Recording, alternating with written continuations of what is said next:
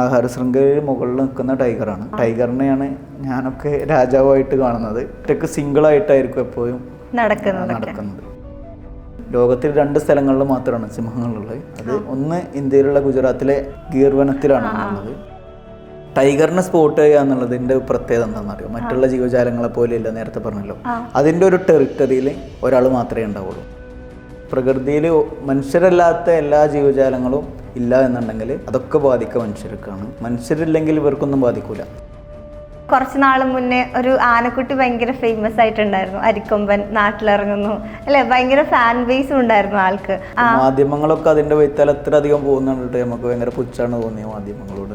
ഈ ഹരിക്കൊമ്പനെ മാറ്റാനുള്ള അത്രയും പൈസ ആവില്ലായിരുന്നു ചിലപ്പോൾ ഇവർക്ക് പുനരധിവാസം ചെയ്യാൻ വേണ്ടിയിട്ട്. അത്ര പൈസ ആവില്ലായിരുന്നു എന്നാണ് ഞാൻ മനസ്സിലാക്കുന്നത്. ഒരുപാട് കോടി രൂപ ചെലവാക്കിയിട്ടൊക്കെയാണ് അരിക്കൊമ്പനെ ഇവിടെ നിന്ന് നാട് കടത്താൻ ചെയ്തത്. 2 ചാക്ക് അരി വാങ്ങിക്കൊടുത്തിട്ടാണ് തമിഴ്നാട് ഗവൺമെൻറ് ഇതിനെ സംരക്ഷിപ്പിച്ചത്.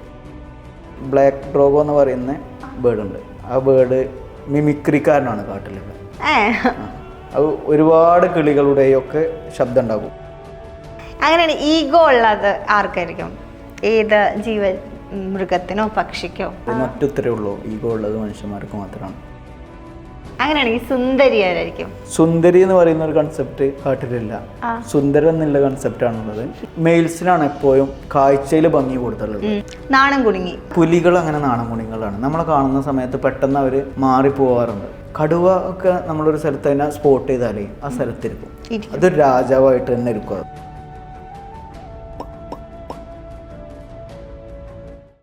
ഹലോ, വെറൈറ്റി മീഡിയയുടെ പുതിയൊരു ചർച്ചയിലേക്ക് സ്വാഗതം. ഞാൻ Mastani and this is our show Masti with Mastani.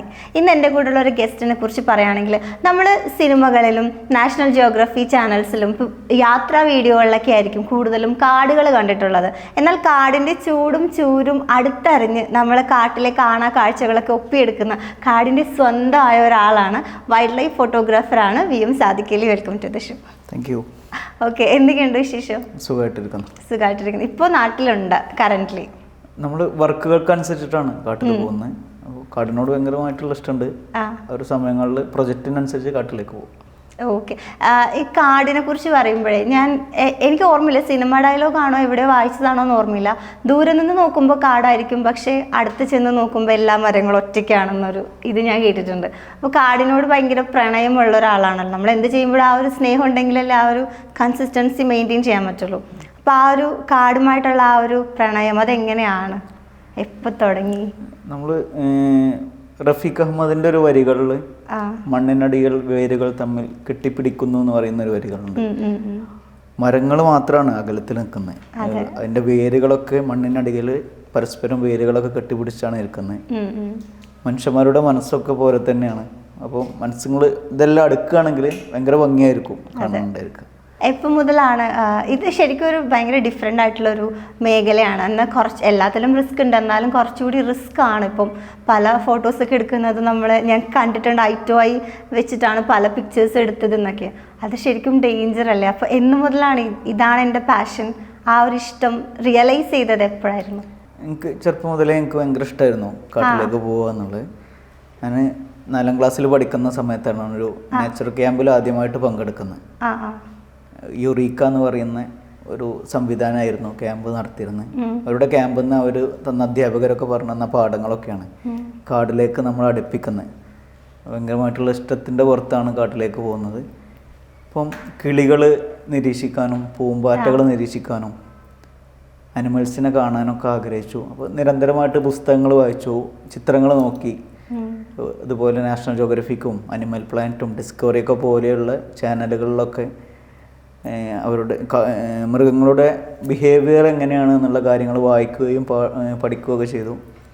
ഒരു 3 വർഷക്കാലത്തോളമൊക്കെ കാട്ടിലേക്ക് ക്യാമറ ഒക്കെ ഇല്ലാതെ പോയി ഇതിനെക്കുറിച്ച് പഠിക്കുകയൊക്കെ ചെയ്തു. പിന്നെ വീട്ടിൽ നിരന്തരമായിട്ട് പ്രഷർ ചെയ്തിട്ടാണ് ഒരു ക്യാമറ വാങ്ങിക്കുന്നത്.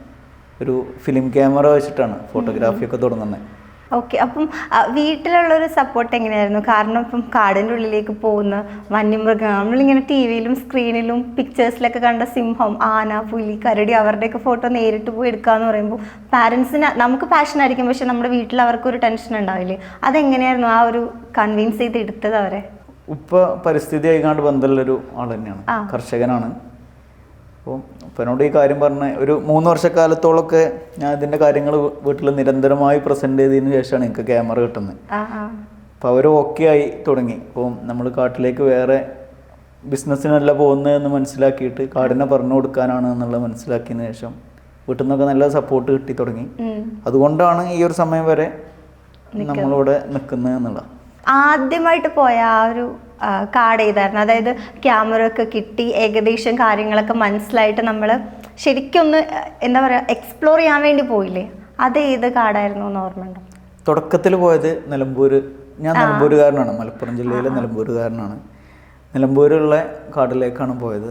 അവിടെ ബംഗ്ലാവുന്ന് എന്ന് പറയുന്ന ഒരു സ്ഥലമുണ്ട്, ഒരു ടൂറിസ്റ്റ് സ്പോട്ടാണ്. ഇപ്പോൾ അവിടെ പോയിട്ട് അനിമൽസിനൊക്കെ നിരീക്ഷിക്കാൻ തുടങ്ങി. വലിയ അനിമൽസിനൊക്കെ കാണാൻ പറ്റുന്നൊന്നും നമ്മൾ വിചാരിച്ചിട്ടില്ല. അപ്പോൾ മങ്കിയെയും മാനിനെയൊക്കെയാണ് കാണുന്നത്. അവിടെ എൻ്റെ ക്യാമറയിലൊരു ഫോട്ടോ എടുത്ത് ഞാൻ ഒരു കുരങ്ങ് എൻ്റെ ക്യാമറയുടെ മുൻപിലേക്ക് ചാടുന്ന ഒരു ചിത്രമാണ് ആദ്യമായിട്ട് എടുക്കുന്നത്. പിന്നീട് നെടുങ്കയം റെയിൻ ഫോറസ്റ്റ് ഉണ്ട്, അവിടെ സ്കൂളിൽ പഠിക്കുന്ന സമയത്ത്, പിന്നെ 8ാം ക്ലാസ്സിലായി ഇങ്ങനെ പോകുന്ന സമയത്ത് ഞാൻ സൈക്കിളായിട്ടാണ് പോവുക. പോകുന്ന സമയത്ത് പുള്ളിമാനുകളൊക്കെ അവിടെ ഇങ്ങനെ കൂട്ടം കൂടി നിൽക്കുന്നതൊക്കെ കണ്ടിട്ട് ഭയങ്കര ഇഷ്ടമായി. ഫോട്ടോഗ്രാഫ്സൊക്കെ എടുത്തു. അതിൻ്റെ ഒക്കെ ചിത്രം എടുത്ത് കണ്ടാണ് തുടങ്ങുന്നത്. നിലമ്പൂർ എന്ന് പറയുന്നത് ഭയങ്കരമായിട്ട് ഡൈവേഴ്സിറ്റി ഉള്ളൊരു സ്ഥലമാണ്. അപ്പം അതിൻ്റെ ചിത്രം എടുത്തിട്ടാണ് തുടങ്ങുന്നത്. ഓക്കെ. ഇപ്പം എന്തെങ്കിലും കൗതുകം, ഇപ്പം ഓരോ മൃഗങ്ങൾക്ക് ഓരോ ബിഹേവിയർ ഒക്കെ ആയിരിക്കും, എന്നാലും കൗതുകം കൊണ്ടിങ്ങനെ നോക്കി നിന്ന് എന്തെങ്കിലും മൃഗങ്ങൾ ഉണ്ടോ? അവരുടെ ഒരു ബിഹേവിയർ ഇങ്ങനെ ഇതെന്തിങ്ങനെ അങ്ങനെയൊക്കെ തോന്നിയിട്ടുണ്ടോ? എല്ലാ മൃഗങ്ങളും ഭയങ്കര രസകരമായിട്ടാണ് അവരെ ബിഹേവിയർ നമ്മൾ പഠിക്കുന്ന സമയത്ത് മനസ്സിലാകും. മയിലുകളൊക്കെ പീലി എടുത്തുന്നൊക്കെ നമ്മൾ കണ്ടിട്ടുണ്ടോ? ഭയങ്കര രസകരമായിട്ടാണ് പീലി പടർത്തുന്നത്. അതിനെക്കുറിച്ച് വായിക്കുകയും മനസ്സിലാക്കുകയൊക്കെ ചെയ്ത സമയത്ത് മനസ്സിലായത് പീലി പടർത്തുന്നത് പലപ്പോഴും നമ്മളൊക്കെ വിചാരിക്കുന്നത് മഴ വരുന്ന സമയം അടുപ്പിച്ചിട്ടാണ് പീലി പടർത്തുന്നത് എന്നുള്ള. പക്ഷെ അങ്ങനെയല്ല, അത് പീലി പടർത്തുന്നത് അതിൻ്റെ ഇണയെ ആകർഷിക്കാൻ വേണ്ടിയിട്ടാണ്. അപ്പോൾ ഇത് ഭയങ്കര ഭംഗിയിൽ പീലി പടർത്തുന്ന ഒരുപാട് മയിലുകളുണ്ടായിരിക്കും. അപ്പോൾ ഏറ്റവും ഭംഗിയിൽ നല്ല രൂപത്തിൽ പീലി വിടർത്തിയിട്ട് ആടുന്ന മയിലിന് മാത്രമാണ് ഇണ ചേരാനുള്ള ഇത് അനുമതി ഈ ഫീമെയിൽ കൊടുക്കുള്ളൂ. അപ്പോൾ ഇങ്ങനെയുള്ള സാധനങ്ങളൊക്കെ ഓരോ കിളികളിലുണ്ട്, അങ്ങനെ അനിമൽസിലുണ്ട്, അങ്ങനെ എല്ലാത്തിലും അങ്ങനെയാണ്. മനുഷ്യന്മാരെല്ലാത്ത എല്ലാ ജീവജാലങ്ങളിലും ആ ഒരു സിസ്റ്റമാണ് അവരൊക്കെ ചെയ്യുന്നത്. ഭയങ്കര രസകരമാണ്. അപ്പോൾ ഏറ്റവും നന്നായിട്ട് ആക്ഷൻസ് ചെയ്യുന്ന ഏറ്റവും കരുത്തനായിട്ടുള്ള ഒരു ഭർത്താവായിരിക്കണം എനിക്ക് വേണ്ടത് എന്നുള്ളത് ഫീമെയിൽ തീരുമാനിച്ചത് കൊണ്ടാണ് അങ്ങനെ ചെയ്യുന്നത്. ഇണയായിരിക്കണം വേണ്ടത് എന്ന് തീരുമാനിച്ചത് കൊണ്ടാണ് അങ്ങനെ ചെയ്യുന്നത്. ഓക്കെ, ശരിയാണ്. മയിലിൻ്റെ ഞങ്ങളും കേട്ടിട്ടുണ്ട്. അപ്പം എൻ്റെ വീട് കൊടുങ്ങല്ലൂർ കുറച്ച് അത്യാവശ്യം ഉള്ളിലാണ്. അപ്പം കുറേ മുറ്റവും പറമ്പും കാര്യങ്ങളൊക്കെ ഉണ്ട്. അപ്പം ആദ്യമായിട്ട് ഞാൻ അവിടെ ചെല്ലുന്ന സമയത്താണ് നമ്മുടെ മുറ്റത്ത് മയിലൊക്കെ വന്നിരിക്കും. അപ്പം ഞാനിങ്ങനെ ഭയങ്കര അത്ഭുതത്തോട് ദൈവം മയിൽ വന്നേക്കുന്നു. അപ്പോൾ അവിടുത്തെ ആൾക്കാർക്ക് ഇതൊക്കെ ഒരു ശീലമാണ്. അപ്പോൾ ഞാൻ കണ്ടിട്ടുണ്ട്. അപ്പം നമ്മൾ വിചാരിക്കും ഈ പീലി വിടർത്തുമ്പം ഞാൻ പറയാം മഴ പെയ്യാനായിട്ടുണ്ട്. അങ്ങനത്തെ ഒരു തെറ്റിദ്ധാരണ ഉണ്ടായിരുന്നു. പക്ഷെ അതങ്ങനെയല്ല. പിന്നെ മറ്റൊരു കാര്യം ശ്രദ്ധിക്കേണ്ടത്, മയിൽ സാധാരണ കാണപ്പെടുന്നത് ഡ്രൈ ആയിട്ടുള്ള ലാൻഡുകളിലാണ് മയിലിനെ കൂടുതലായിട്ട് കാണുന്നത്. അപ്പം നല്ല മഴയൊക്കെ കിട്ടുന്നൊരു സ്ഥലത്ത്, പച്ചപ്പ് നിറഞ്ഞ സ്ഥലത്ത് മയിൽ കാണുക എന്ന് പറയുന്നത് നമുക്കൊരു മുന്നറിയിപ്പും കൂടിയാണ്. വരൾച്ച ഉണ്ടാവാനൊക്കെ സാധ്യത ഉണ്ട് എന്നുള്ളൊരു മുന്നറിയിപ്പും കൂടിയാണ് ഇങ്ങനെയുള്ള ജീവികളൊക്കെ നമ്മുടെ നാട്ടുപ്രദേശങ്ങളിലൊക്കെ കാണുന്നത്. അങ്ങനെ എന്തെങ്കിലും ഉണ്ട്? ഇപ്പോൾ പുസ്തകത്തിൽ വായിച്ചതല്ല, നേരിട്ട് കാണുമ്പോൾ ഇപ്പൊ ഈ മയിൽപ്പീലിയുടെ കഥ പറഞ്ഞ പോലെ എന്തെങ്കിലും മണ്ടത്തരങ്ങൾ വിശ്വസിച്ചിട്ട് റിയൽ ആയിട്ട് അവിടെ ചെന്ന് കണ്ടപ്പോ അതും മണ്ടത്തരായിരുന്നല്ലോ എന്ന് വിചാരിച്ചെന്തെങ്കിലും ഉണ്ടോ? കഥ പുസ്തകങ്ങളിലൊക്കെ കാണുന്നത് ഇങ്ങനെ സിംഹരാജൻ എപ്പോഴും ഒരു രാജാവായിട്ട് കാട്ടിലിരുന്നിട്ട് കുറുക്കന് ഒരു മന്ത്രിയായിരിക്കും, ഇങ്ങനെയുള്ള ഒരു സിസ്റ്റമാണ്. അപ്പൊ അവരെങ്ങനെ പോയാൽ ഈ സ്ഥലത്ത് പോയാൽ നമുക്ക് ഇവരൊക്കെ കാണാൻ പറ്റും. നിരന്നിരിക്കുന്നുണ്ടാവുക, അവര് സമ്മേളനം കൂടിയിട്ടായിട്ട് ഇരിക്കുന്നുണ്ടാവുക. പക്ഷെ അങ്ങനെയല്ല കാട്ടിൽ പോകുന്ന സമയത്ത് എന്നുള്ളതാണ്. പിന്നെ വെസ്റ്റേൺ ഗട്ട്സിൽ സിംഹങ്ങളില്ല എന്നുള്ളതൊക്കെ യാഥാർത്ഥ്യമാണ്. ലോകത്തിൽ 2 സ്ഥലങ്ങളിൽ മാത്രമാണ് സിംഹങ്ങളുള്ളത്. അത് ഒന്ന് ഇന്ത്യയിലുള്ള ഗുജറാത്തിലെ ഗീർ വനത്തിലാണ് ഉള്ളത്, പിന്നെ ആഫ്രിക്കയിലുമാണുള്ളത്. അപ്പം കഥപുസ്തകങ്ങളിലെ പോലെയല്ല റിയൽ ലൈഫിൽ കാട് എന്ന് പറയുന്നത്. വെസ്റ്റേൺ ഗട്ട്സിൽ കാണുന്നത് ഏറ്റവും മുകളിൽ നിൽക്കുന്ന ആഹാര ശൃംഖലയിൽ മുകളിൽ നിൽക്കുന്ന ടൈഗറാണ്. ടൈഗറിനെയാണ് ഞാനൊക്കെ രാജാവായിട്ട് കാണുന്നത്. ഒറ്റക്ക് സിംഗിളായിട്ടായിരിക്കും എപ്പോഴും നടക്കുന്നത്. പിന്നെ മേറ്റ് ചെയ്യുന്ന സമയത്ത് മാത്രം പ്രത്യേകമായിട്ടുള്ള കോളൊക്കെ ചെയ്തതിന് ശേഷമാണ് എന്ത് ചെയ്യുന്നത്, 2 ടൈഗർ തമ്മിൽ ഫൈറ്റ് ചെയ്തു. ആ ഫൈറ്റ് ചെയ്തിട്ട് നേരത്തെ മയിലിൻ്റെ ഒക്കെ കാര്യം പറഞ്ഞ പോലെ തന്നെ ഫൈറ്റ് ചെയ്തിട്ട് അതിൽ ഏറ്റവും കരുത്തനായിട്ടുള്ള ആളുകളെ ആണ് ഫീമെയിൽ ഇണയായിട്ട് തിരഞ്ഞെടുക്കുള്ളൂ. അപ്പോൾ കരുത്തരായിട്ടുള്ള മക്കൾ ഉണ്ടാവണം എന്നുള്ളതിൻ്റെ അടിസ്ഥാനത്തിലായിരിക്കും അവരത് ചെയ്യുന്നത്. അങ്ങനെയാണ് അവരെ ഒരു സിസ്റ്റം വരുന്നത്. അപ്പോൾ എല്ലാ ജീവജാലങ്ങളിലൊക്കെ അതുപോലെയുള്ള കാര്യങ്ങളുണ്ട്. ഞാനൊരു ഒരു ഇന്ത്യൻ റോബിൻ എന്ന് പറയുന്ന ഒരു ബേർഡ് ഉണ്ട്. അതിന്റെ ഒരു സിസ്റ്റം എങ്ങനെ കണ്ടിരുന്നു. കൺമുൻപിൽ കണ്ടപ്പോൾ ഭയങ്കര രസകരമായിട്ട് തോന്നി. ചെറിയ കിളികളൊന്നും ഞാനങ്ങനെ കണ്ടില്ലായിരുന്നു. ഇപ്പൊ ഒരു ഏകദേശം കുറച്ച് സമയമായിട്ടുള്ളൂ അതിനെ കണ്ടിട്ട്. ഇങ്ങനെ ഫൈറ്റ് ചെയ്തിട്ടാ? അല്ല, അത് മെയില് എന്ത് ചെയ്യും, മേറ്റ് ചെയ്യുന്നതിന്റെ മുൻപായിട്ട് ഡാൻസ് കളിക്കുന്നത് ചെറിയ കളി. ഫീമെയിൽ അത് നോക്കിയിരിക്കും. അതിന് ഇഷ്ടപ്പെട്ടാൽ മാത്രമേ മേറ്റ് ചെയ്യാൻ വേണ്ടിയിട്ട് സമ്മതിക്കുള്ളൂ. അപ്പോൾ ആ ഒരു കാഴ്ച ഉടനീളം ആ ഒരു കാഴ്ച തന്നെ എനിക്ക് കാണാൻ പറ്റി. ഞാൻ എൻ്റെ ക്യാമറയിൽ ഫോട്ടോഗ്രാഫ്സ് ഒക്കെ എടുത്തിട്ടുണ്ട്. അതിൻ്റെ നല്ല രസകരമായിട്ടുള്ള അനുഭവമായിരുന്നു അത്. ശരിക്കും നമ്മൾ സാധാരണ ജോലി ചെയ്യുന്ന ആൾക്കാർക്ക് കാണാൻ പറ്റുന്നതിനേക്കാൾ വളരെ മനോഹരമായ കുറെ കാഴ്ചകൾ കണ്ട ഒരാളാണല്ലേ. എല്ലാവരും സാധാ ജോലി തന്നെയാണ്, നമ്മളതും സാധാ ജോലി. അതൊരു കാടിൻ്റെ ഉള്ളിൽ നമ്മളിങ്ങനെ പുറമേ നിന്ന് നോക്കുമ്പോൾ കാണുന്ന കാടല്ല, അതിൻ്റെ അകത്ത് കയറുക, മൃഗങ്ങളെ കാണുക, അവരുടെ ഫോട്ടോസൊക്കെ എടുക്കുക, വളരെ ഒരു ഡിഫറെൻ്റ് ആയിട്ടുള്ള ഒരു ബ്ലെസ്ഡ് ആയിട്ടുള്ള ഒരു സാധനമല്ലേ. പല സമയങ്ങളിലും നമ്മൾ കാട് നമ്മൾ വിചാരിക്കുന്ന പോലെയല്ല, മനസ്സിനൊന്നും സൈറ്റ് ചെയ്യാനൊന്നും പറ്റില്ല. ഞാൻ രന്തംപൂർ എന്ന് പറയുന്ന ടൈഗർ റിസർവ് ഉണ്ട്, രാജസ്ഥാനുണ്ട്. അങ്ങോട്ട് യാത്ര പോയിരുന്നു. ഞാൻ എൻ്റെ സുഹൃത്തായിട്ടുള്ള റാഷിയും കൂടിയിട്ടാണ് യാത്ര പോയിരുന്നത്. യാത്ര പോയ സമയത്ത് പൂത്താങ്കിരിനെ മാത്രമേ കണ്ടത്. നമ്മൾ വീട്ടിലൊക്കെ ഇരുന്നാലും കാണാൻ പറ്റുന്നതാണ് പൂത്താങ്കിരി. ഏകദേശം 90,000 രൂപയോളം എനിക്ക് ആ ഒരു യാത്രക്ക് സഫാരിക്ക് ചിലവായിട്ടുണ്ട്. പക്ഷെ ഇതിന് മാത്രമാണ് കണ്ടത്. അപ്പോൾ നമ്മൾ വിചാരിക്കുന്ന പോലെ അത് കാണാൻ പറ്റിക്കൊള്ളണമെന്നില്ല, ചിലപ്പോൾ കാണാനും പറ്റും. കഴിഞ്ഞ കുറച്ച് ദിവസങ്ങൾക്ക് മുമ്പ് നമ്മളിവിടെ പോയിരുന്നു, കബനിയിൽ പോയിരുന്നു. അപ്പം നമുക്ക് ടൈഗറിനെ സ്പോട്ട് ചെയ്യാൻ വേണ്ടി പറ്റി. ടൈഗറിനെ സ്പോട്ട് ചെയ്യുക എന്നുള്ളതിൻ്റെ പ്രത്യേകത എന്താണെന്നറിയോ? മറ്റുള്ള ജീവജാലങ്ങളെ പോലെയല്ല, നേരത്തെ പറഞ്ഞല്ലോ. അതിൻ്റെ ഒരു ടെറിട്ടറിയിൽ ഒരാൾ മാത്രമേ ഉണ്ടാവുള്ളൂ. 20 മുതൽ 100 സ്ക്വയർ കിലോമീറ്റർ വരെ ആവാം. എണ്ണം കൂടുന്നതിനനുസരിച്ചിട്ട് അതിൻ്റെ ടെറിട്ടറിയുടെ അളവ് കുറഞ്ഞു വരും. ആ ഒരു ടെറിട്ടറിയിൽ ഒരെണ്ണേ ഉണ്ടാവുള്ളൂ ഒരു ടൈഗർ. അതുകൊണ്ടാണ് ടൈഗറിനെ കാണാൻ ഇത്ര ആകാംക്ഷ ഉണ്ടാവുന്നത്. കാണുകയും കാണാതിരിക്കുകയൊക്കെ ചെയ്യാം. ഈ കാണുന്ന സമയത്ത് കൃത്യമായിട്ട് നമ്മൾ ഫ്രെയിം ചെയ്തിരിക്കുക എന്നുള്ളതാണ് ഇതിൽ ഏറ്റവും അടിസ്ഥാനപരമായിട്ട് കണ്ട്. അതിൽ കണ്ട് ഭയങ്കര രസകരമായിട്ടുള്ളൊരു കാഴ്ച, ഈ ടൈഗർ ഭക്ഷണമൊക്കെ വെച്ചുകൊണ്ട് ഇരിക്കുന്ന ഒരു സമയമാണ്. അതിൻ്റെ നേരെ മുൻപിലൂടെ ഒരു ആനകൾ ഇങ്ങനെ പോകുന്നൊരു ചിത്രം ഇങ്ങനെ കണ്ടു. ടൈഗർ അതിനെങ്ങനെ നോക്കിയിരിക്കുന്ന ഒരു കാഴ്ച കണ്ടിട്ടുണ്ട്. ഭയങ്കര രസകരമായിട്ട് എനിക്ക് തോന്നി. അപ്പോൾ പ്രകൃതിയിൽ ഏറ്റവും ഭംഗിയുള്ളൊരു കാഴ്ചയായിട്ടാണ് അതെനിക്ക് തോന്നിയത്. അതിൻ്റെ പ്രത്യേകത എന്ന് പറയുന്നത് ഭക്ഷണം കഴിച്ചു കഴിഞ്ഞാൽ പിന്നെ ഉപദ്രവിക്കുന്നില്ല. ഏകദേശം ഒരു ടൈഗറിന് ഒരു വീക്കിൽ ഒരു മാനിനെങ്ങാണ്ടൊക്കെയാണ് പിടിക്കുക. അപ്പോൾ ഇനി കാട്ടുപോത്തിനെ പിടിക്കുകയാണെങ്കിൽ അതിലേറെ സമയം അതിന് കിട്ടും എന്നുള്ളതാണ്. ഒരു ഇരയെ പിടിച്ചു കഴിഞ്ഞാൽ അത് മുഴുവനായിട്ട് ഭക്ഷിച്ചതിന് ശേഷം മാത്രമാണ് മറ്റൊന്നിനെ വേട്ടയാടുള്ളൂ. അതിന് മുമ്പിൽ വേറെ എന്ത് പോയാലും വെറുതെ വേട്ടയാടി പിടിക്കുന്ന ഒരു സ്വഭാവക്കാരനല്ല ടൈഗർ എന്നുള്ളത്. ഇപ്പോൾ കഴിഞ്ഞ ദിവസങ്ങളായിട്ട് വയനാട് കടുവ ഇറങ്ങിയ വാർത്ത കണ്ടിട്ടുണ്ടോ? അതിലൊക്കെ ഉള്ളത് ആ ടൈഗറിനെ പിടിച്ചു കൊണ്ടുപോയി അല്ലേ, സൂവിലേക്ക്.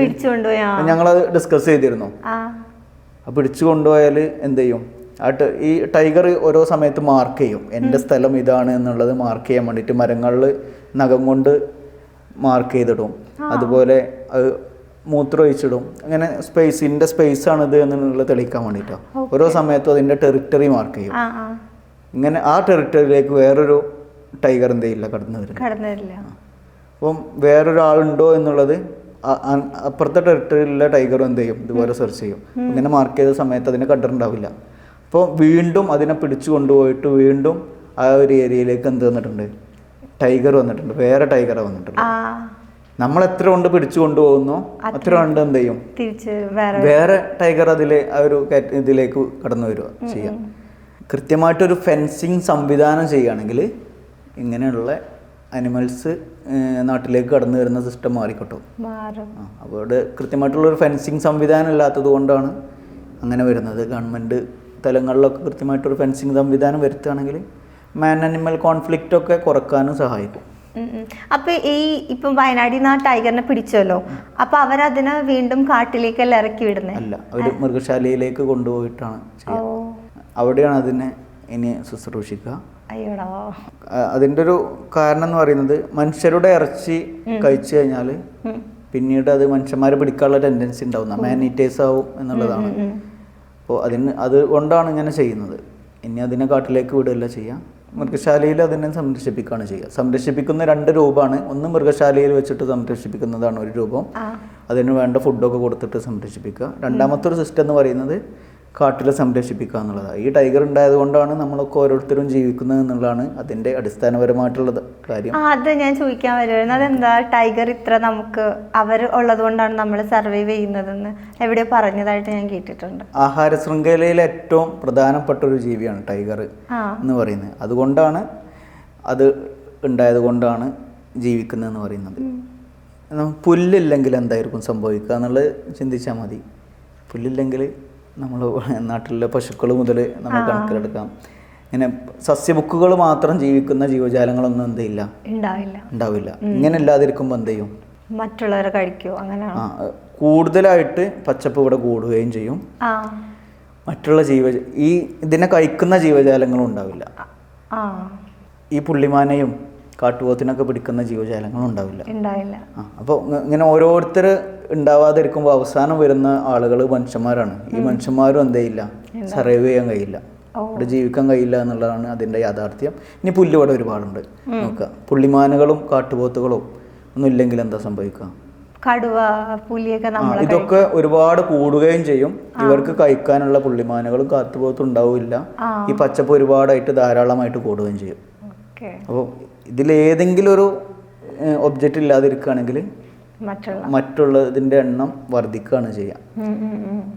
തുമ്പികളെ ഒരു സ്റ്റോറി ഉണ്ട്. തുമ്പികളെ ഒരു സ്റ്റോറി എന്ന് പറയുന്നത്, സാധാരണ ഡെങ്കിപ്പനികൾ വരുന്നതുണ്ട്. പലപ്പോഴും ഗവൺമെൻറ് തലങ്ങളിലൊക്കെ നമുക്ക് ഡെങ്കിക്കുള്ള ഗുളിക തരും. ഈ ഡെങ്കി അസുഖം ഉണ്ടാവുന്നത് കൊതുക് കടിച്ചിട്ടാണെന്ന് അറിയുണ്ടാവുമല്ലോ അല്ലേ? പകൽ സമയത്ത് ഇറങ്ങുന്ന കൊതുകുകളാണ് എന്ത് ചെയ്യുന്നത്, ഡെങ്കി അസുഖം വരുത്തുന്നത്. ഈ പകൽ സമയത്ത് ഇറങ്ങുന്ന കൊതുകുകളെ പിടിക്കുന്ന ആളാരെന്നറിയോ? തുമ്പികളാണ്. പകൽ സമയത്ത് ഇറങ്ങുന്ന കൊതുകുകളെ പിടിക്കുന്ന ഡ്യൂട്ടി തുമ്പികൾക്കാണുള്ളത്. അപ്പം പാടങ്ങളിലൊക്കെയാണ്, പാടശേഖരങ്ങളിലൊക്കെയാണ് സാധാരണ തുമ്പികളെ കാണുന്നത്, നമ്മൾ കോമൺ ആയിട്ട് കാണുന്നത്. അപ്പോൾ പാടശേഖരങ്ങൾ, ഒന്നാമത് നെൽപ്പാടങ്ങൾ വളരെ കുറഞ്ഞു വരികയാണ് ഓരോ ദിവസം. ഉള്ള നെൽപ്പാടങ്ങളിൽ നമ്മൾ എന്ത് ചെയ്യും, പെസ്റ്റിസൈഡ്സ് ഒക്കെ ഉപയോഗിച്ചിട്ട് നെൽപ്പാടങ്ങളിൽ ഒക്കെ തുമ്പി വരാതൊക്കെ ആവും. ഇപ്പോൾ തുമ്പിയുടെ എണ്ണം കുറയും. അങ്ങനെ കുറയുന്ന സമയത്ത് ഈ പകൽ സമയത്ത് ഇറങ്ങുന്ന ഈ കൊതുകുകളുടെ എണ്ണം വർദ്ധിക്കുക ചെയ്യാം. അപ്പോൾ എന്ത് ചെയ്യും, ഇത് മനുഷ്യരെ കടിക്കും, അപ്പം നമുക്ക് ഡെങ്കി വരും. അങ്ങനെ കുറേ ആളുകൾ മരണപ്പെടും. അപ്പം ഒരു ജീവി ഒരു ഒബ്ജക്റ്റ് ഇല്ല എന്നുണ്ടെങ്കിൽ എല്ലാവരെയും ഇത് ബാധിക്കും. നമ്മളെ ഓരോ മനുഷ്യരെയും ഈ ഒരു ഒക്കെ കാര്യങ്ങൾ ബാധിക്കുമെന്നുള്ളതാണ് അതിൻ്റെ യാഥാർത്ഥ്യം. പക്ഷെ അതാർക്കും മനസ്സിലുള്ള, ഞാൻ തന്നെ ഞെട്ടിപ്പോയി. ഒരു തുമ്പി നമ്മളെ ഡെങ്കിയിൽ നിന്ന് രക്ഷിക്കാൻ പ്രാപ്തനാണെന്ന് ഞാനിപ്പോഴും അറിയുന്നു. അങ്ങനെ പ്രകൃതിയിൽ മനുഷ്യരല്ലാത്ത എല്ലാ ജീവജാലങ്ങളും ഇല്ല എന്നുണ്ടെങ്കിൽ അതൊക്കെ ബാധിക്കുക മനുഷ്യർക്കാണ്. മനുഷ്യരില്ലെങ്കിൽ ഇവർക്കൊന്നും ബാധിക്കൂല. ഇല്ല. ഓക്കെ, നമ്മളിപ്പം ഈ സിംഹത്തിൻ്റെയും കാട്ടിലെ ആ ഒരു സംഭവം പറഞ്ഞല്ലോ. ഇപ്പം ചെറുപ്പകാലങ്ങളിൽ ഈ പറഞ്ഞ പോലെ കഥാപുസ്തകങ്ങളൊക്കെ വായിക്കുമ്പോൾ കേട്ട ആ ഒരു അറിവാണ്, രാജാവ് ഇരിക്കണു, മന്ത്രി ഇരിക്കണു. പക്ഷെ ശരിക്കും അവിടെ അങ്ങനെ ഒരു നിയമം ഉണ്ടെന്ന് തോന്നുന്നുണ്ടോ? കാരണം എൻ്റെ ഒരു തോട്ട് ഞാൻ ഷെയർ ചെയ്യട്ടെ. ഈ അവിടെ എന്ന് വെച്ചാൽ ഇപ്പം ഡിഫറെൻറ്റ് ടെറിട്ടറീസ്, ഓരോരുത്തർക്കും ഓരോ ടെറിട്ടറിയും അവരുടേതായ ഫൈറ്റും കാര്യങ്ങളൊക്കെ ഉണ്ടാവുമല്ലോ. അപ്പം അതിൻ്റെ ഇടയിൽ ഈ ഭരണം ആ ഒരു സാധനമുണ്ട്. ഇത് സർവൈവൽ ഓഫ് ദ ഫിറ്റസ്റ്റ് അല്ലേ? ഇപ്പം എലീന കൊല്ലാൻ പാമ്പിനെ കൊല്ലാൻ കീരി, മാൻ, കടുവ, പുലി, ആന, അങ്ങനെ സർവൈവൽ ഓഫ് ദ ഫിറ്റസ്റ്റ് അല്ലേ? അപ്പം അവിടെ ഇങ്ങനെ ഒരു ഭരണം, ആ ഒരു സാധനങ്ങളൊക്കെ ശരിക്കും ഉണ്ടെന്ന് തോന്നുന്നുണ്ട്. ഇല്ല, അങ്ങനെ ഒരു ഭരണ സിസ്റ്റം ഒന്നും അവിടെ ഇല്ല. പക്ഷെ ഈ ജീവജാലങ്ങളൊക്കെ ഉണ്ടായാലും മാത്രമേ എല്ലാവരും ഉണ്ടായിരിക്കുക ഉണ്ടായിരിക്കുള്ളൂ. ഇപ്പോൾ ഒരു 100 എലി ഉണ്ടെങ്കിൽ 100 എലിനെയും പിടിക്കില്ല പാമ്പുകള്. അവർക്ക് വേണ്ട മാത്രമേ പിടിക്കുന്നുള്ളൂ. അവർക്ക് വയറ് നിറഞ്ഞാൽ എന്തെയില്ല, പിടിക്കില്ല. എലികൾ വീണ്ടും അവിടെ കൂടും, പിന്നെയും ഉണ്ടാവും, പിന്നെയും ചെയ്യും. നമ്മൾ ഈ മാലിന്യൊക്കെ ഇടുന്നൊക്കെ കൊണ്ടുണ്ടാവുന്നൊക്കെ പ്രശ്നം എന്താണെന്ന് അറിയാം. തെരുവ് നായ്ക്കൾ ഇപ്പോൾ ഒരുപാട് കൂടുന്നില്ലേ? അതിന്റെ പ്രധാന കാരണം നമ്മൾ വേസ്റ്റ് ഇടുന്നതാണ്. ഒരു പ്രധാന കാരണം നമ്മൾ ഈ വേസ്റ്റുകളൊക്കെ ഇടുന്ന സമയത്ത് എന്ത് ചെയ്യും, ഇത് കഴിച്ചിട്ടാണ് അവർ വളരുന്നത്. അപ്പോൾ അവരോടൊക്കെ ബിഹേവിയറിൽ DNA വ്യത്യാസം ഉണ്ടാവുന്നുള്ള ആണ് പഠനങ്ങളിലൊക്കെ ഉള്ളത്. ഈ എലികളും ഇതൊക്കെ കൂടും. അപ്പോൾ പ്ലേഗ് പോലെയുള്ള അസുഖങ്ങൾ കൂടുതലായിട്ട് ഉണ്ടാകാനൊക്കെ സാധ്യത ഉണ്ട്. ഏതെങ്കിലും തരത്തിൽ നമ്മൾ ചെയ്യുന്ന ഒരു മോശമായിട്ടുള്ള പ്രവൃത്തി അത് എന്ത് ചെയ്യും, ഭീകരമായിട്ടാണ് മനുഷ്യർക്ക് തിരിച്ചടിക്കുക. നമ്മളൊരു മിഠായിൻ്റെ കവറ് പൊതുസ്ഥലങ്ങളിൽ ഇടുകയാണ് എന്നുണ്ടെങ്കിൽ അത് ഏതെങ്കിലും വിധത്തിൽ നമുക്ക് തന്നെ ബാധിക്കും. ഏതെങ്കിലും രൂപത്തിൽ ഈ ഇടുന്ന ആൾക്ക് തന്നെ അത് ബാധിക്കും എന്നുള്ളതാണ് എൻ്റെ യാഥാർത്ഥ്യം. ആ ആൾക്ക് മാത്രമല്ല, ഒരു സമൂഹത്തിന് മൊത്തമായിട്ടാണ് ബാധിക്കുന്നത്. അതുകൊണ്ടാണ് കൃത്യമായിട്ടൊരു എൻവയോൺമെൻറ്റൽ എഡ്യൂക്കേഷൻ സിസ്റ്റം സ്കൂൾ തലങ്ങളിൽ നിന്ന് ഓരോ സ്ഥലങ്ങളിലും എങ്ങനെയാണ് പരിസ്ഥിതിയെയും പരിസരത്തെയും ഒക്കെ നമ്മൾ നോക്കേണ്ടത് എന്നുള്ളൊരു സിസ്റ്റമാണ് ഇവിടെ വരേണ്ടത്. അതിനു വേണ്ടിയിട്ടാണ് നമ്മൾ ഓരോ ദിവസവും ചെയ്യുന്നത്. നമ്മളൊരു പ്ലാൻ തന്നെ ഉണ്ട്. ആദ്യമായിട്ടാണ് നമ്മൾ ഇത് ചെയ്യുന്നത്, ഡിസ്ക്ലോസ് ചെയ്യുന്നത്. കേരളത്തിലുള്ള എല്ലാ വിദ്യാഭ്യാസ സ്ഥാപനങ്ങളിലും നാട് കാക്കാൻ കാട് വണ്ടി എന്ന് പറയുന്നൊരു ഒരു പ്രചരണം നടത്തുന്നുണ്ട്. ഓരോ സ്കൂളുകളിലും, തിരഞ്ഞെടുക്കുന്ന ഓരോ സ്കൂളുകളിലും നമ്മൾ പോയിട്ട് കുട്ടികളെ ബോധവൽക്കരിപ്പിക്കുന്ന ഒരു പ്രൊജക്റ്റാണ്. അതിൽ എക്സിബിഷൻസ് നമ്മൾ കണ്ടക്ട് ചെയ്യും. എങ്ങനെയാണ് ഇതിനെ മനുഷ്യരുമായിട്ട് എങ്ങനെയാണ് പ്രകൃതി ബന്ധപ്പെട്ടിരിക്കുന്നത്, കാട് എങ്ങനെയാണ് ബന്ധപ്പെട്ടിരിക്കുന്നത്, എങ്ങനെയാണ് നമ്മൾ വെള്ളം കുടിക്കുന്നത്, ഭക്ഷണം എങ്ങനെയാണ് കഴിക്കുന്നത് എന്നുള്ള സിസ്റ്റത്തിനെ കുറിച്ച് കണ്ടൊക്കെ ഉള്ളൊരു സംവിധാനമായിട്ട് ഞങ്ങളൊരു കൂട്ടായ്മ ഉണ്ട്, റീക്യാപ്ചർ എർത്ത് എന്ന് പറയുന്നത്. ഈ ഒരു കൂട്ടായ്മയിൽ നിന്നിട്ട് ഞങ്ങളിത് പോയി കണ്ട് ചെയ്യാൻ ഉദ്ദേശിക്കുന്നുണ്ട്. ഈ അധ്യയന വർഷത്തെ പുതിയ പ്രൊജക്റ്റായിട്ടാണ് നമ്മളത് ചെയ്യുന്നത്. കേരളത്തിലുള്ള എല്ലാ വിദ്യാഭ്യാസ സ്ഥാപനങ്ങളിലും പോവുകയും കുട്ടികളെ എൻവയോൺമെൻറ്റൽ സ്റ്റഡീസ് പഠിപ്പിക്കുകയും ചെയ്യണം. ഓക്കെ. ഇപ്പം നമ്മൾ പ്ലാസ്റ്റിക്കും മൃഗങ്ങൾക്കുള്ള ഉപദ്രവത്തിനെ കുറിച്ചൊക്കെ പറഞ്ഞല്ലോ. അപ്പം ഇക്കന്നെ ചെയ്ത ഒരു വീഡിയോ ഞാനൊന്ന് കാണിച്ചോളാം. കാണുന്നുണ്ടോ?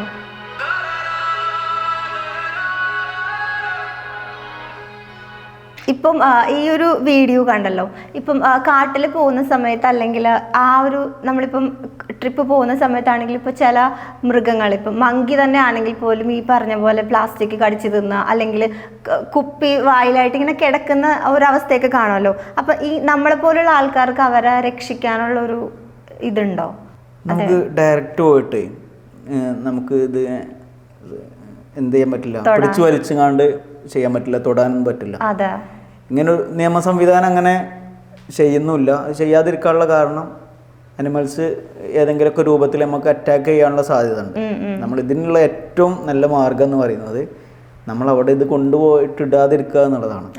നമ്മൾ റെസ്പോൺസിബിൾ ആയിട്ടുള്ള ടൂറിസ്റ്റുകളായിരിക്കുക, നമ്മൾ നല്ല യാത്രക്കാരായിരിക്കുക എന്നുള്ളതാണ്. അങ്ങനെ നല്ല യാത്രക്കാരായിരിക്കുന്ന സമയത്ത് എന്ത് ചെയ്യില്ല, നമ്മളിങ്ങനെ പ്ലാസ്റ്റിക് ഒന്നും കൊണ്ടുപോയിടില്ല.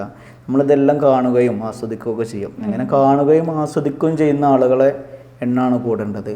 അങ്ങനെ പ്ലാസ്റ്റിക്കും മാലിന്യമൊക്കെ കാട്ടിലും നാട്ടിലൊക്കെ ഇടുന്ന ആളുകളെല്ലാം വേണ്ടത്. ഈ പ്ലാസ്റ്റിക് കഴിക്കാനുണ്ടായിരുന്നൊരു കാരണം കൂടെ ഉണ്ട്. അനിമൽസിന് ഏറ്റവും ഇഷ്ടമുള്ള രണ്ട് കാര്യങ്ങളിൽ ഒന്ന് മധുരവും മറ്റൊന്ന് ഉപ്പ് രസമാണ്. മധുരം ഏതെങ്കിലും രൂപത്തിൽ അവർക്ക് കിട്ടും. മരത്തിൻ്റെ തൊലി കഴിക്കുന്ന സമയത്ത്, അല്ലെങ്കിൽ ചില ഇലകളൊക്കെ കഴിക്കുന്ന സമയത്തൊക്കെ മധുരം കിട്ടും. പക്ഷേ ഉപ്പ് എങ്ങനെയും കിട്ടില്ല. അപ്പോൾ ഇങ്ങനെയുള്ള പ്ലാസ്റ്റിക് കവറിലൊക്കെ ഭക്ഷണത്തിൻ്റെ അവശിഷ്ടം ഉണ്ടാകും. അല്ലെങ്കിൽ പല ആളുകളും ഛർദ്ദിച്ചിട്ടൊക്കെ വലിച്ചെറിയുന്നൊക്കെ ഉണ്ട്. സ്നെഗ്ഗി പോലെയുള്ള ഡയപ്പേഴ്സൊക്കെ കാട്ടിലേക്ക് എറിയുന്ന ആളുകളൊക്കെ ഉണ്ട്. ഇതിലൊക്കെ മൂത്രത്തിൻ്റെ ഒക്കെ ഉപ്പുരസം ഉണ്ടായിരിക്കും, അല്ലെങ്കിൽ ഭക്ഷണാവശിഷ്ടങ്ങളുടെ ഉപ്പുരസമൊക്കെ ഉണ്ടായിരിക്കും. അതുകൊണ്ടാണ് ഇത് കഴിക്കുന്നത്. അവർക്ക് ഇതിന്ന് വേർതിരിച്ചല്ല അവർ കഴിക്കുക, അത് ഡയറക്റ്റ് ഒന്നായിട്ടാണ് കഴിക്കുക. അങ്ങനെ കഴിക്കുന്ന സമയത്ത് വേണ്ടകത്തേക്ക് ഇത് പോകും. നമ്മുടെ ചെറിയ മക്കളുടെ മലവും മൂത്രമൊക്കെയാണ് ഒന്ന്.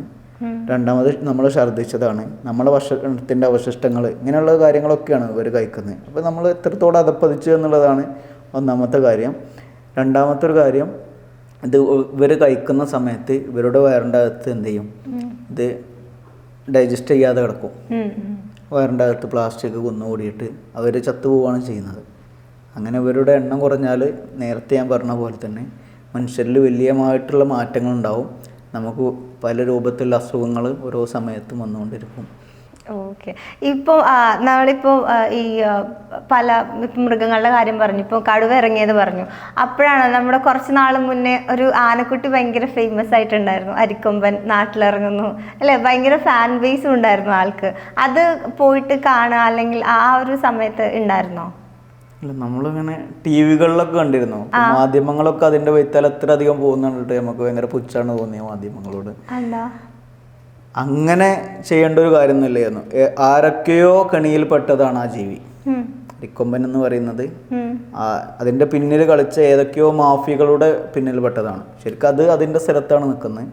അവിടെയുള്ള മനുഷ്യന്മാരൊക്കെ ഒഴിഞ്ഞു പോവാം, സർക്കാർ അതിനുള്ള സംവിധാനങ്ങൾ ചെയ്തെന്നാൽ മതി എന്ന് പറഞ്ഞ ഈ ഹരിക്കൊമ്പനെ മാറ്റാനുള്ള അത്രയും പൈസ ആവില്ലായിരുന്നു ചിലപ്പോൾ ഇവർക്ക് പുനരധിവാസം ചെയ്യാൻ വേണ്ടിയിട്ട് അത്ര പൈസ ആവില്ലായിരുന്നു എന്നാണ് ഞാൻ മനസ്സിലാക്കുന്നത്. സർക്കാർ സംവിധാനങ്ങൾ സിസ്റ്റമാറ്റിക്കായി ചെയ്യുകയാണെങ്കിൽ ഇതൊന്നും ഇത്ര അധികം പൈസ ഒന്നും ആവില്ലായിരുന്നു. അവിടെയുള്ള ആളുകൾക്ക് വീട് വെക്കാനുള്ള സൗകര്യമൊക്കെ പുറത്തൊരു സ്ഥലത്ത് കൊടുത്താൽ മതിയായിരുന്നു. അത് അതിൻ്റെ ആവാസ വ്യവസ്ഥയിൽ തന്നെ ജീവിക്കട്ടെ എന്നുള്ളതാണ് നമ്മൾ പറയുന്നത്.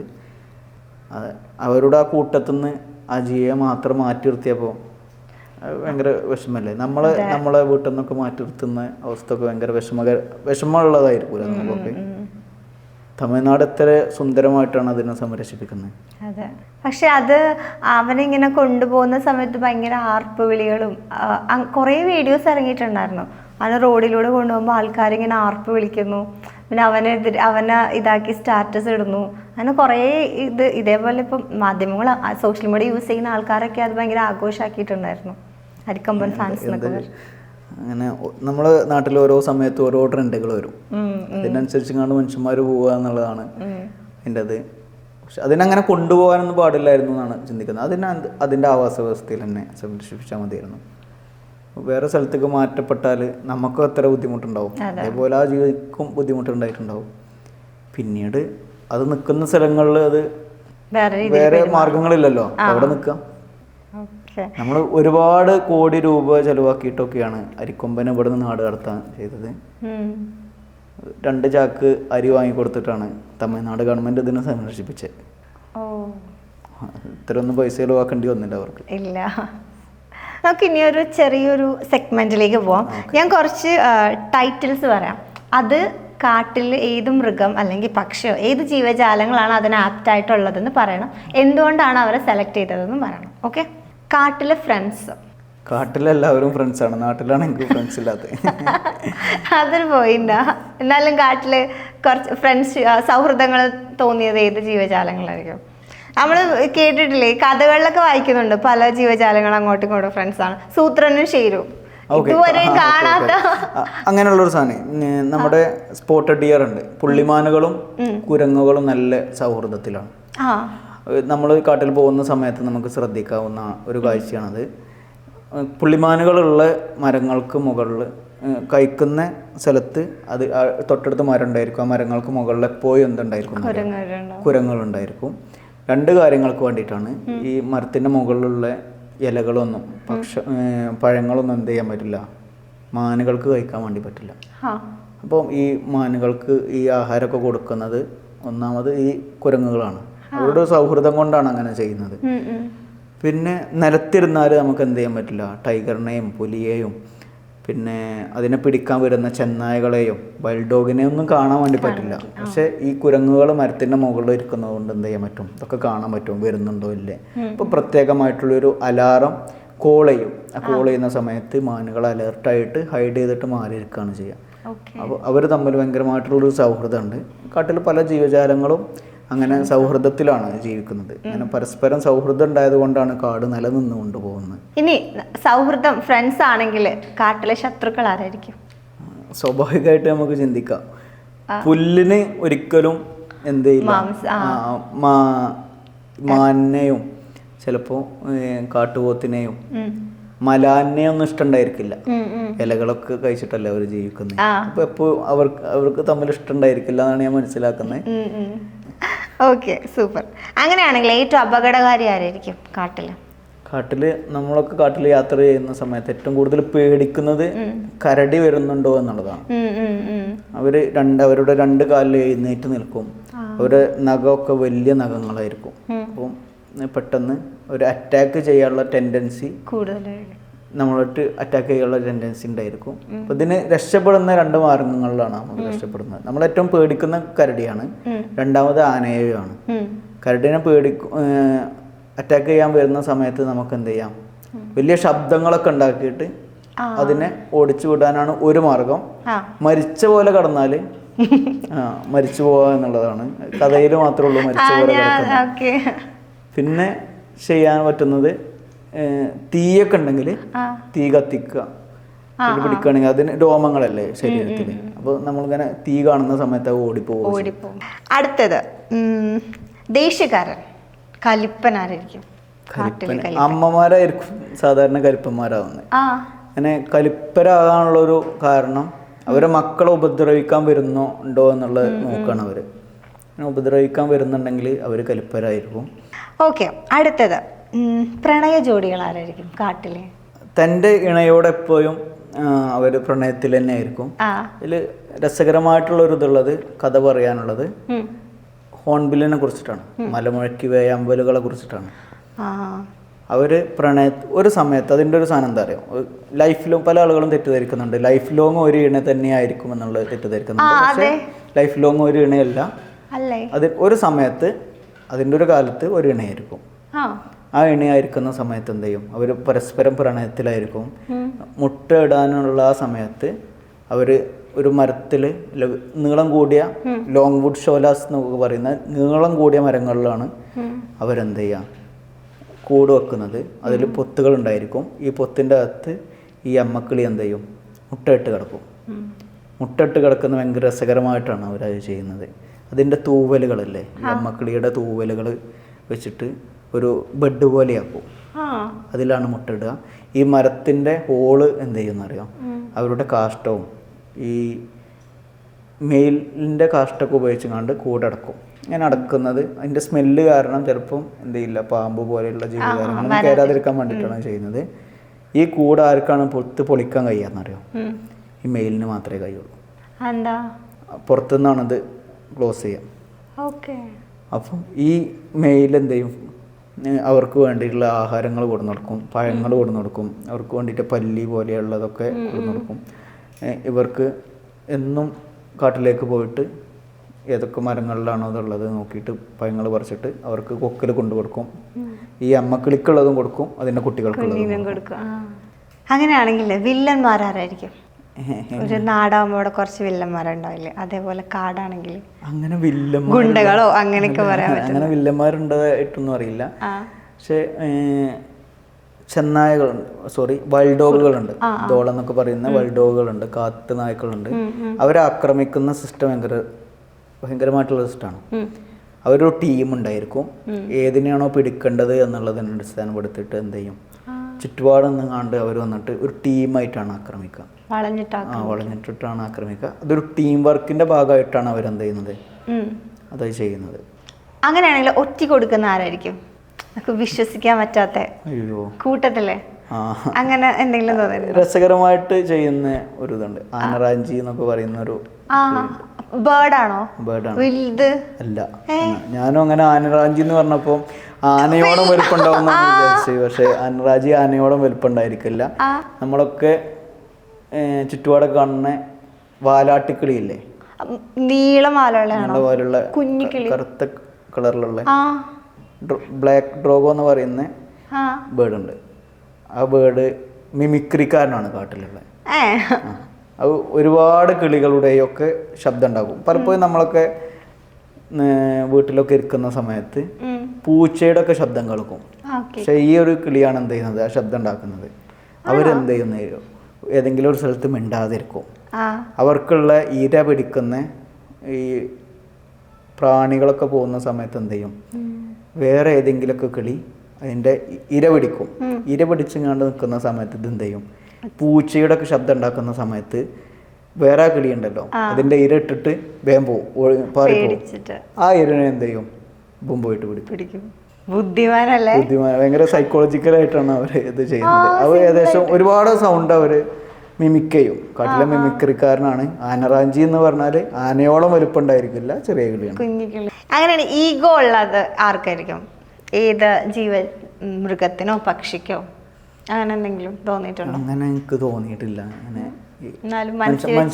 ഈ പാമ്പിനാണോ കൂട്ടത്തിൽ ഒരാളെ കൊന്നു കഴിഞ്ഞാൽ ഈ പക ചോദിക്കാൻ വേറെ പാമ്പ് വരും എന്നൊക്കെ കഥാപുസ്തകങ്ങളിലൊക്കെയാണ് അങ്ങനെ ഈഗോ ഉള്ളത്. മനുഷ്യന്മാർക്ക് മാത്രമേ ഉള്ളൂ ഈഗോ ഉള്ളതായിട്ടുള്ളത്. അതിന് ഒറ്റ ഉത്തരേ ഉള്ളൂ, ഈഗോ ഉള്ളത് മനുഷ്യന്മാർക്ക് മാത്രമാണ്. എൻ്റെ ഒരു ഫീൽഡിലേക്ക് ആരും കയറരുത് എന്ന് ചിന്തിക്കാണ് പല ആളുകളും. അങ്ങനെ ചിന്തിക്കാത്ത ആളുകളാണ്, അങ്ങനെ ചിന്തിക്കാത്ത ആളുകളുണ്ട്. ഈഗോ ഉള്ള ആളുകൾ മനുഷ്യന്മാർ മാത്രമേ ഉള്ളൂ എന്നാണ് എനിക്ക് തോന്നുന്നത്. അങ്ങനെയാണെങ്കിൽ സുന്ദരി ആരായിരിക്കും? സാധാരണ സുന്ദരി എന്നുള്ള ഒരു കൺസെപ്റ്റ് കാട്ടിലില്ല. ഞാൻ പിഷാരടി ചേട്ടൻ്റെ ഇത് എന്താ മൃഗങ്ങളെ ഏറ്റവും ഭംഗിയുള്ളത് മെയിൽസിനാണെന്ന് കേട്ടിട്ടുണ്ട്. എന്നാലും സുന്ദരി എന്ന് പറയുന്ന ഒരു കൺസെപ്റ്റ് കാട്ടിലില്ല. സുന്ദരൻ എന്നുള്ള കൺസെപ്റ്റ് ആണുള്ളത്. മെയിൽസിനാണ് എപ്പോഴും കാഴ്ചയിൽ ഭംഗി കൂടുതലുള്ളത്. സിംഹങ്ങൾ എടുക്കുകയാണെങ്കിൽ അതിന് ജടയുള്ളത് ആണിനാണ്. പുള്ളിമാനുകൾക്ക് കൊമ്പുള്ളത് മെയിലിനാണ്. മയിലിന് പീലി വിടർത്തുന്ന മയിലുകൾ കോക്കിനാണ്, ആണിനാണ്. അപ്പോൾ കിളികളിലും ഭംഗിയുള്ളത് ആണിനാണെന്നാണ് എനിക്ക് തോന്നിയിട്ടുള്ളത്. ഏറ്റവും സുന്ദരനാരായിരിക്കും?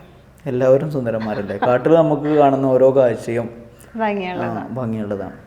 ഓക്കെ, കാട്ടിലെ കള്ളി അങ്ങനെ കള്ളി, അതും നേരത്തെ പറഞ്ഞ പോലെ കള്ളിയാണ്. കാക്കക്കൂട്ടത്തിൽ മുട്ടിടുന്ന കുയിലുകളായിരിക്കും. അടുത്തത് നാണം കുടുങ്ങി. പുലികൾ അങ്ങനെ നാണം കുടുങ്ങികളാണ്. നമ്മളെ കാണുന്ന സമയത്ത് പെട്ടെന്ന് അവര് മാറിപ്പോവാറുണ്ട്. പുലികൾ മാറിപ്പോവാറുണ്ട്. കടുവ ഒക്കെ നമ്മളൊരു സ്ഥലത്ത് തന്നെ സ്പോട്ട് ചെയ്താലേ ആ സ്ഥലത്തിരിക്കും. അതൊരു രാജാവായിട്ട് തന്നെ ഇരിക്കും. അവർ രാജാവായിട്ട് ആരെയും പേടിയില്ലാതെ ആരെയും കൂസലാക്കാതെ അവർ നിൽക്കും. പക്ഷെ പുലി നമ്മളെ കാണുന്ന സമയത്ത് പെട്ടെന്ന് ഓടിപ്പോവും, ഹൈഡാവും. നമ്മൾ രാജാവിനെ കുറിച്ച് പറഞ്ഞു. അങ്ങനെ രാജ്ഞി ആരായിരിക്കും? രാജാവിന്റെ വൈഫാണോ? അയ്യോ, എനിക്കറിയില്ല രാജ്ഞി എന്നുണ്ട്. എല്ലാവർക്കും എല്ലാവരും ഇണകള് അവര് രാജ്ഞികൾ തന്നെയായിരിക്കും. ഇപ്പം നമ്മുടെ നാട്ടിലൊക്കെ റോൾ മോഡൽസും പല കാര്യങ്ങളുണ്ടാവല്ലോ, അതേപോലെ കാട്ടിൽ ഒരാളെ റോൾ മോഡൽ ആക്കാൻ പറ്റുമെങ്കിൽ അതാരായിരിക്കും? അയ്യോ, പറ്റട്ടെയാണ്. I am trapped. കാട്ടിലെല്ലാവരെയും നമ്മുടെ റോൾ മോഡലായിരിക്കുന്നുണ്ട്. ഏതൊരു ജീവിയും കാട്ടിലുണ്ടായത് കൊണ്ടാണ് മനുഷ്യന്മാർ ഇവിടെ ഇങ്ങനെ നിൽക്കുന്നത്. അതുകൊണ്ട് അവരൊക്കെ റോൾ മോഡലാക്കേണ്ട ജീവികൾ തന്നെയാണ്. അപ്പോൾ നമ്മുടെ ഈ ഒരു സെഗ്മെന്റ് കഴിഞ്ഞു. ഇതൊരു സെഗ്മെന്റ് ആയിരുന്നു കേട്ടോ, ചെറിയൊരു ഗെയിം സെഗ്മെന്റ്.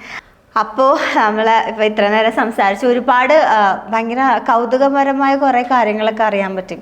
നമ്മൾ നേരത്തെ ഡിസ്കസ് ചെയ്തതിൽ ഇപ്പം സൗഹൃദങ്ങളും കാട്ടിലെ സൗഹൃദങ്ങളും പല നമ്മൾ മിഥ്യാധാരണകളൊക്കെ മാറാൻ പറ്റി. കുറേ ഇൻട്രസ്റ്റിംഗ് ആയിട്ടുള്ള കുറേ കാര്യം, എനിക്ക് ഇനിയും കുറേ കാര്യങ്ങൾ ചോദിക്കണമെന്നുണ്ട്. പക്ഷേ സമയത്തിൻ്റെ പരിമിതി മൂലം ഞാൻ മാക്സിമം ഇവിടെ വരെ വലിച്ചു നീട്ടിക്കൊണ്ടുവന്നു. പക്ഷേ സമയത്തിൻ്റെ പരിമിതി മൂലം നമ്മുടെ പ്രോഗ്രാം ഇപ്പോൾ വൈൻഡപ്പിലേക്ക് വരികയാണ്. ഒരുപാട് സന്തോഷം.